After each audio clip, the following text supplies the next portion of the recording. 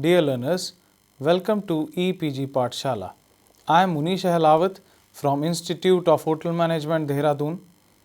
Today, we shall be taking module number 30 titled Planning for Volume Catering under paper Food Production Operations and Management. The learning objectives of this module are: understand the concept of planning related to volume catering, understand the preparation procedures in volume catering, evaluate the menu on various factors important in quantity food production, what are the various stages in order to control the preparation of food in quantity, learn the objectives of food cost control. Introduction. Food service operations need a detailed planning for smooth performance, and so in volume catering it becomes essential that the services are well planned and the staff can produce good quality food without getting fatigue. The catering profession as we know it in this century has a long and intriguing history, the beginnings of which are found in the civilizations. From the records and the art of the Greeks and Romans come depictions of banqueting scenes filled with food presentation, table customs, decorative arts, and recipes detailing a range of foodstuffs startling in its variety. Production planning involves not only determining the amount of food that needs to be prepared and served, but also deciding on the number of personnel that are needed when each item should be prepared, on what type of plate or serving dish it should be placed, what other equipment will be required, and what other services or events will be taking place that may require special items, flowers, or create delays in service or cleanup. Quantity food production planning and preparation. Separate production schedules may be required for each department involved with the servicing of an event. For example, the food preparation department will need to know what an item is to be served and, in turn, when the cooking process should start. The food servers will have to know when the event is starting, actual time of serving, the beverages, and time scheduled for the service of the food. Audio-visual equipment or displays may be required. All these factors are considered for production planning. For large operation in hotels, this planning may be done by the catering coordinator or manager. In smaller operations, it may be done by the manager. Pre-preparation and preparation, portioning, various mechanical and other measuring devices or controls may be used to ensure that restaurant or bar is in fact processing the products in the most efficient manner. For example, the bartender should be required to measure ingredients when mixing drinks. Ovens in kitchen should have thermostatic controls, since the temperature at which the meats are cooked dramatically affects the amount of the finished product as well as the taste. In addition, management may require that a thermometer be inserted in meats to ensure that the final cooked temperature does not exceed the optimum desired. One should note that preparation and pre-preparation are listed separately, since in large operation or in which there are many independent units such as a chain with a commissary, a transfer record may be required. For example, one school district may purchase totally prepared proportioned salad. Another school district may prepare all the salads, greens, tomatoes, radishes at a central commissary, which is in fact is pre-preparation, and then to each individual school the amounts ordered for that day or that week. The final preparation or dishing up into salad plates may be completed at school itself. Another school district, however, may just issue the crates of lettuce, tomatoes, and radishes to each school, or each school may order directly from a local purveyor. The end product may exactly be the same, but it is obvious that different types of records must be kept since the preparation system as a whole is different. Correct recipes must be used and proper amounts must be prepared for the predicted number of persons. Excessive leftovers may indicate either improper preparation procedures or inadequacies in the forecasting by the sales department. The preparation department is also faced with the challenge of feeding personnel and the proper utilization of leftovers. Fully utilizing all products is a necessity for well-run food operations. Finally, all food must be handled carefully to avoid waste while at the same time presenting it to the guest in the most attractive manner possible.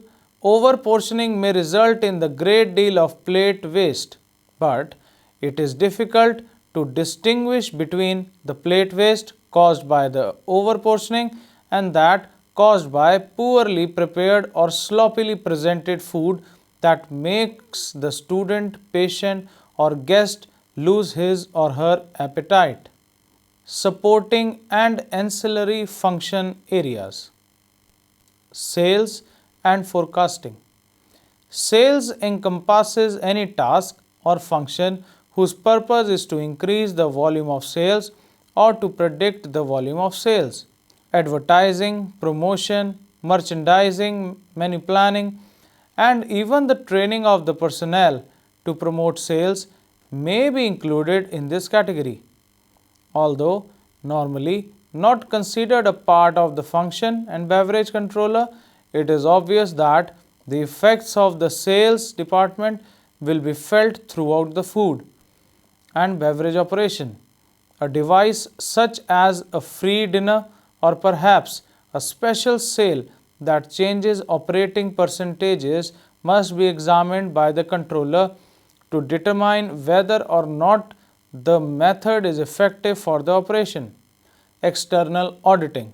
Auditing and accounting are usually handled by the same department, but auditing by an outside company must also be performed.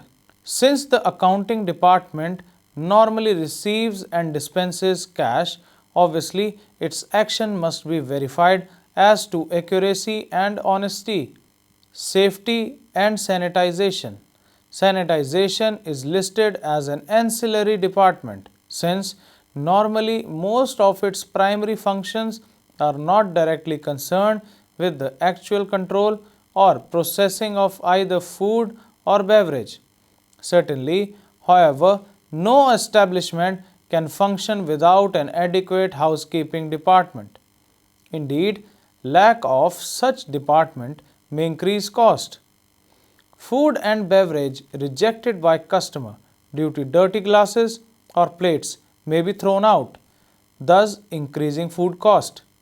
Each time a cook or a waitress rejects a plate or utensils because it is dirty, this causes an increased labor cost due to the time involved. Personnel. In addition to the previously mentioned areas, various other departments may be involved in the complete cost control system. They may not be directly concerned with the day-to-day operations.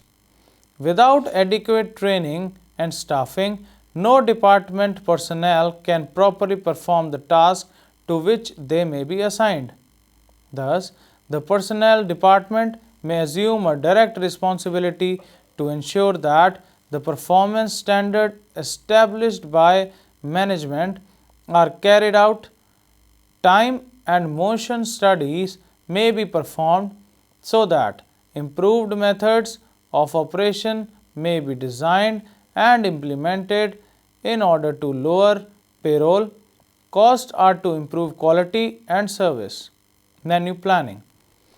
A menu is a list of dishes served or available to the served at a meal to the customer in a restaurant, it is a list of dishes from which to make selections for a meal. To the cook, it is a list of dishes to be prepared. But our familiarity with the menu simply as a list of foods tend to hide its importance as a management tool. Nearly every aspect of the operation of a food service business depends upon the menu. In fact, it is fair to say that the menu is single most important document in the business. Purchasing, production, sales, cost accounting, labor management, even the kitchen layout and the equipment selection of a new facility all are based on the menu. The basic menus that can be included in a volume catering program are breakfast, lunch and dinner menus, hors d'oeuvre menu, reception menu, special function areas, a la carte menus, desserts or salad menus, beverage menus, wine liqueur, cordial and specialty. Each menu in the program represents a selection of items presented in the format identified for a specific meal service. The identification of specific menu item is based on 6 major factors relative to a catering operation. Style of servicing determines equipment, staffing and food production needs. Price range determine both monthly forecasted catering sale volume and the anticipated annual profit. Menu item selection is based on the skill level of the kitchen production personnel along with management goal and objectives for the overall catering operation. Cuisine orientation helps determine the pricing structure of the menu. Program food production capabilities identify menu item within the cuisine that can be successfully produced for the available equipment and the skill level of the production personnel. Awareness of the customer needs is reflected in a knowledge of current trends in dining and eating patterns. In volume catering establishments, there are factors which influence menu planning. Cost, ease of preparation, base of service, incorporation of leftovers, cyclic menu. Food production and production planning. This exercise comes under the purview of the executive chef, who further involves the outlet chefs to forecast the volume of business based on the trends and plan the production keeping in mind the availability of the ingredient, lead time required, manpower involved and scheduling the same, and the equipment required. This exercise is important and should be done meticulously to reduce cost in terms of overproduction, which leads to wastage. Controlling wastage to ensure that only high selling items are sent to the pastry shops from bakery or laid on buffet with the view to increase revenue. To cut down on wastage on account of items returned to the bakery or the kitchen from the buffet during breakfast and lunch service. The returned items, if are not in a condition to be used, has a direct bearing on the food cost. Process. An item-wise summary of all the items sent to the pastry shop, buffet, returned to the bakery or kitchen is prepared. Based on the figures, the return percentage is calculated for a particular period. Comparative figures for the previous few months meal period when the buffet was laid are also mentioned against each item. On the basis of the report, a pattern can be formed and inference drawn as to which item sells the most and items which hardly sell.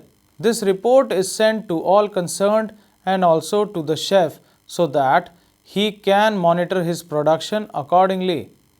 The return percent has a direct impact on the food cost of the bakery.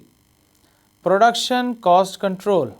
When we are planning the production of a buffet, we emphasize on the use of local ingredients and the seasonal ingredients. The use of imported ingredients is kept minimum. Also, that the standard recipe are followed with the standard procedures and standard portion control, portioning tool. Food cost is generated by the controls on a daily basis on the basis of the ingredients withdrawn from the stores via requisitions. They also derive a potential food cost by the means of item sales summary. Various transfers, spoilages, the actual and potential food cost is compared and the discrepancies are then sought to. If the difference is high, the same is notified to the chef and finance controller. Hence, the chef is under a constant check to reduce wastages, do apt amount of mise en place and record wastages. Maintaining production, quality and quantity standards. The chef of the kitchen is responsible for the same again. A plate study is done initially to understand the same. The plates that leave the kitchen for the guest table are weighed, and once the plates return, the wastages e-weighed again. If there are consistent wastages on the plate that return from the restaurant, the chef is then suggested about the portion sizes and also about the quality, flavor, textures of the food. In case of the portion size is thought to be bigger, the same is relooked into. Major stages in controlling the preparation. There are many stages in controlling the preparation, which together should reduce overproduction and possible loss from inefficient purchasing and excessive portion size. Standard recipes. To ensure that all dishes offered to the guest are properly costed and favorable selling prices are fixed based on the cost of the item for increased revenue generation and control over cost. To ensure that portion weighs dished out are as per standard norms. A recipe card is prepared by the chef mentioning the name of the dish, details of ingredients to be used. Quantity wise, the number of portions that will get prepared. This recipe card is handed over to the F&B controller for costing. Based on the ingredient, the rate of the ingredient is ascertained from the inventory module in OSS. Having determined the rate, the cost is noted in the recipe card after conversion as per actual weight of the ingredient required in the dish. For perishables and butchery items, yield cost is considered. After this is done, the cost as well as suggested prices are emailed to the F&B manager and executive chef to decide on the selling price. Once the prices are approved and the menu implementation schedule is fixed, the cost as well as selling price is fed in the micro system. The items input by the systems department are thoroughly checked on the basis of items report generated from the micros. The outlet is informed to go ahead and start offering the items to the guest. Note: the cost of ingredient used should be in line with the sale achieved on a particular day. Food cost will show a huge variance in any outlet where the recipe cards are incorrect. Standard yield. To arrive at a correct cost of ingredient, perishable and butchery for items that has to be processed after removing waste so that appropriate selling price can be fixed.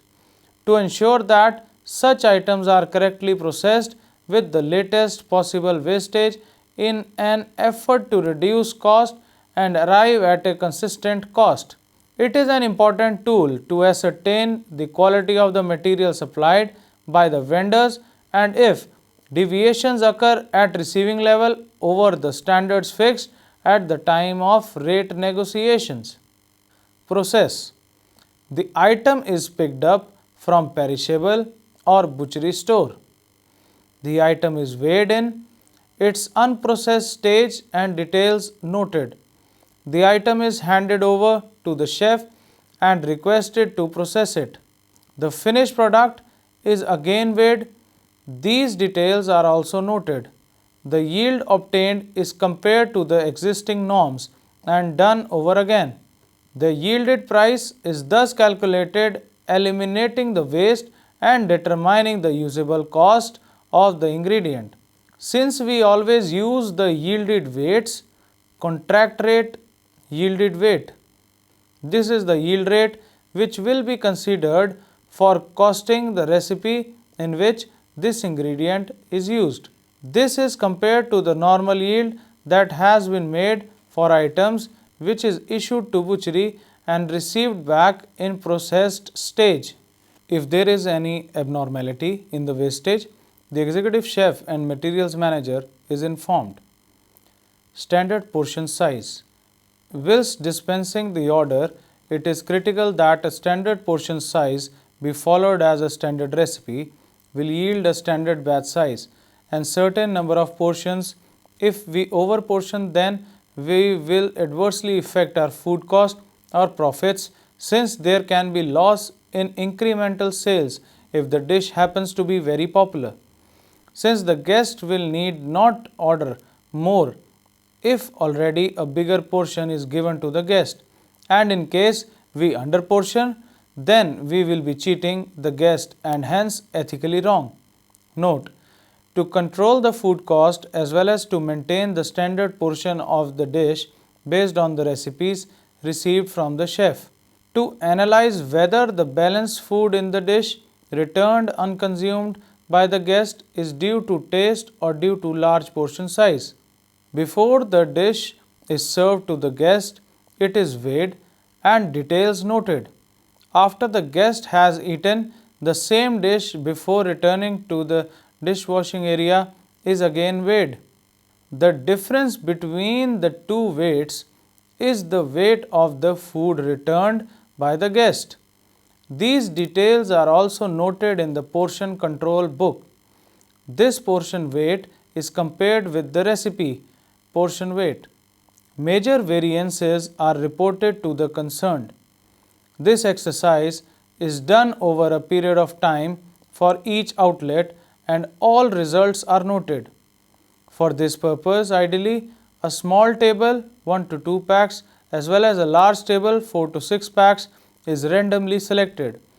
Based on these results, inference is drawn whether the food returned is high due to excess amounts dished out or the food is not popular with the guest.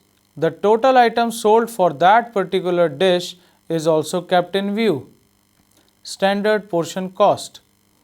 Once the standard recipe is costed, we get a standard portion cost on the basis of which the controls get a suggestive selling price. This forms the basis for the executive chef and the manager F&B to decide the selling price for the dish on the menu, keeping in mind the competition.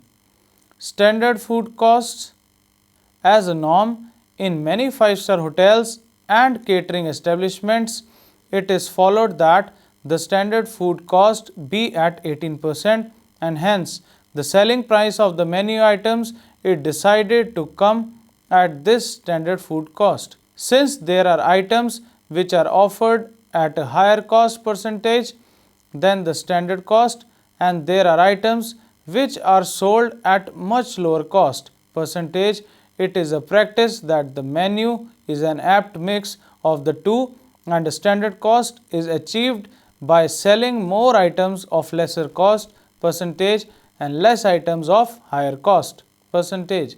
Once all the recipes are costed, then the controls department goes through the items sales summary for the month and after reconciliation they arrive at the potential food cost.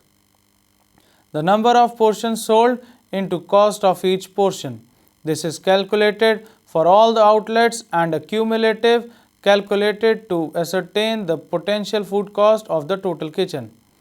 If all the standard recipes were done correctly and all the procedures followed, then there would be no discrepancies in the actual or potential food cost. Food cost control. Definition and nature. Cost control helps in volume catering establishments to guide and regulate its operating cost. Every volume catering establishing should work on predetermined objectives. Cost is defined as the expense to a food service establishment for goods and services when the goods are consumed and the services are rendered. Food and beverages are considered consumed when they have been used wastefully or otherwise and are no longer available for the purpose for which it has been cooked, served, or thrown away because it has been spoiled or even it has been stolen. The cost of labor is incurred when the people are on duty, whether or not they are working and whether they are paid at the end of shift or at some later date. Objectives of food cost control. The expenditure on food done in any catering establishment or hotels account for more than 50% of the total cost incurred by them. So, cost control is defined as the process used by managers to regulate cost and guard against excessive cost. It is an ongoing process and involves every step in chain of purchasing, receiving, storing, issuing and preparing food and beverage for sale, as well as training and scheduling the personnel involved. The particular methods used to control cost vary from one establishment to another depending in part on the nature and scope of operations. Objectives is to eliminate excessive costs for food, beverage and labor to exert some governing power over cost in all areas to ensure that the enterprise will operate at a profit. Two of the principal causes of excessive costs are inefficiency and waste. For example, storing food in refrigerators that are not cold enough or bottled beer in a warm sunny room will cause spoilage and excessive cost. So will the preparation of an inedible beef stew or the drink is poured down the drain. The cost of operation is increased, but sales are not, because the profit is essentially the difference between sales and costs. It is apparent that any increases in the cost that do not lead to corresponding increases in sales can have only one effect, a reduction in profits. Clearly, management must take steps to guard against such excessive cost, so food cost has to be maintained at predetermined levels to ensure satisfactory profitability of an organization. The various factors of the food cost control are analyzation of income and expenditure, pricing of food and quotations, preventing of waste and inefficiencies, data for management reports, obstacles to food cost control. In order to control the food cost, many systems are designed and developed by an organization to assist them into their day-to-day operations. There are various factors which make food cost control more difficult, which are as follows. Unpredictability of the volume of cuisines, perishability of food, daily variations in food production, short cycle of operations, multiplicity of low value transaction, high degree of departmentalization. In general, cost control means exercising governing power over events and situations such that an outcome can be achieved or prevented. Exercising controls generally means that there is some human involvement. Humans either take some form of action or prevent others from taking an action in order to achieve an outcome. It is important to point out that in the food and beverage industry, control really means controlling people rather than things. Consider the following. Food does not disappear by itself. Without help, excess quantities of liquor do not get into drinks unless put there by bartenders. Employees' wage calculation is not based on the wrong numbers of hours unless someone gives wrong information to the paymaster. Food is not consumed by rodents unless human beings make the food accessible. Customers seldom leave without paying unless staff members make that possible. Methodology of food cost control. We have clearly defined food cost control, also have discussed briefly the objectives and difficulties with its applications in catering industry.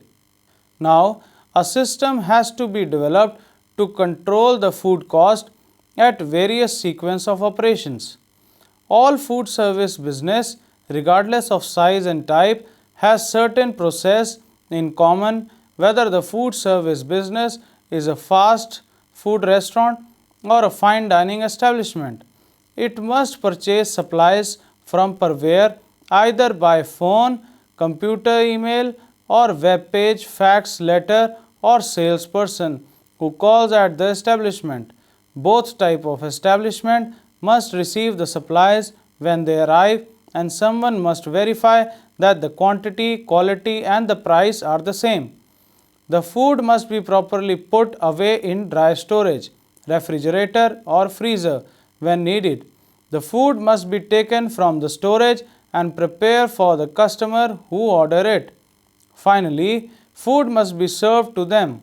All food service establishments have to follow sequence of operation: purchasing, receiving, storing, issuing, producing, selling and serving.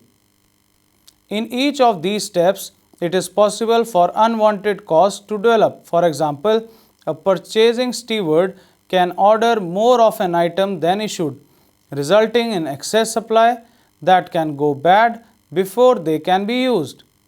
Food can be improperly stored so that it cannot be stored and must be thrown out. In each of these instances, excessive cost incurred and profit suffers. Three distinct phases has been developed for an effective system.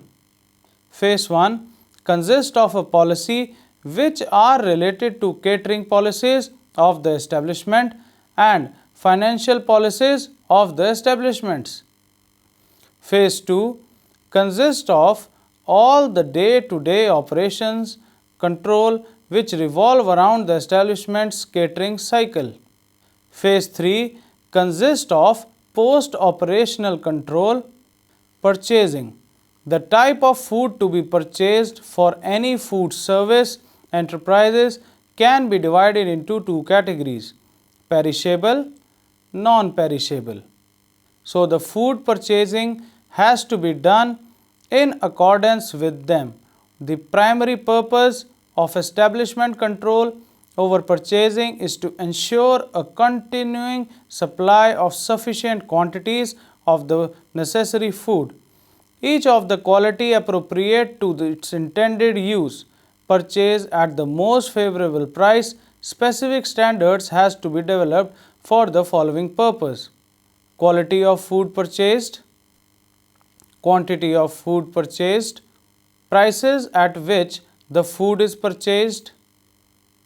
Purchasing is mainly concerned with searching, selecting, purchasing, receiving, storage and finally using the commodity in accordance with the policy of establishment. Receiving. The primary purpose of receiving is to verify that the quantity, quality and the price of each item delivered conform to the order placed, and exactly the value of goods purchased is properly accounted for. Receiving, and it is necessary to establish standards to govern receiving process. The quantity received should be same as that of quantity ordered, which can be verified by checking the invoice or the bill that comes with the delivery of the product. Quantity of the item delivered should confirm the standard purchase specification of the establishment. The prices of the bill should be similar to that of market quotation list given by the supplier. Storing.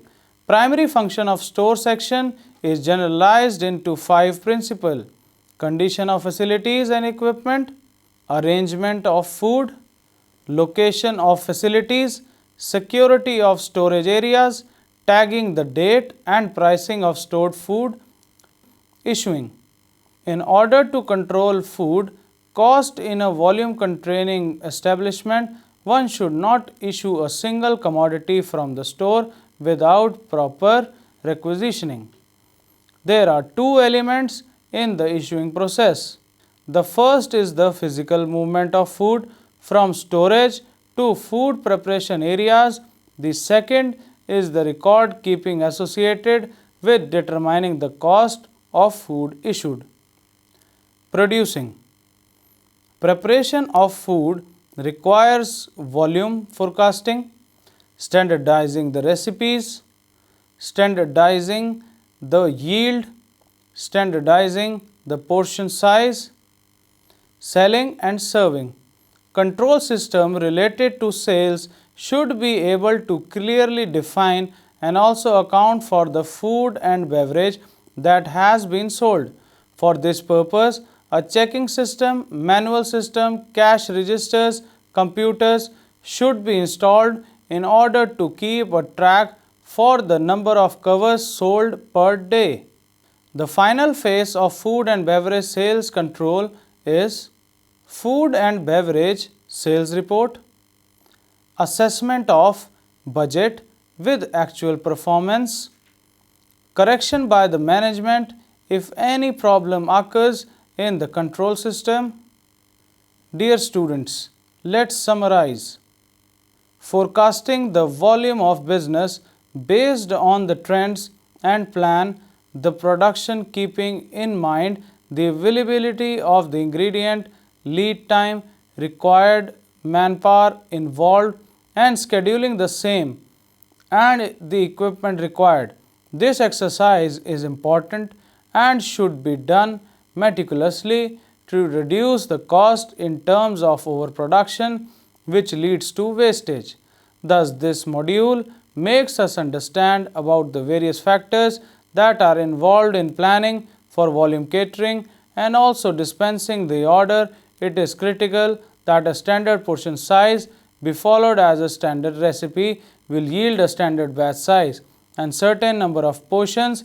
If we over portion, then we will adversely affect our food cost or profits, since there can be loss in incremental sales if the dish happens to be very popular.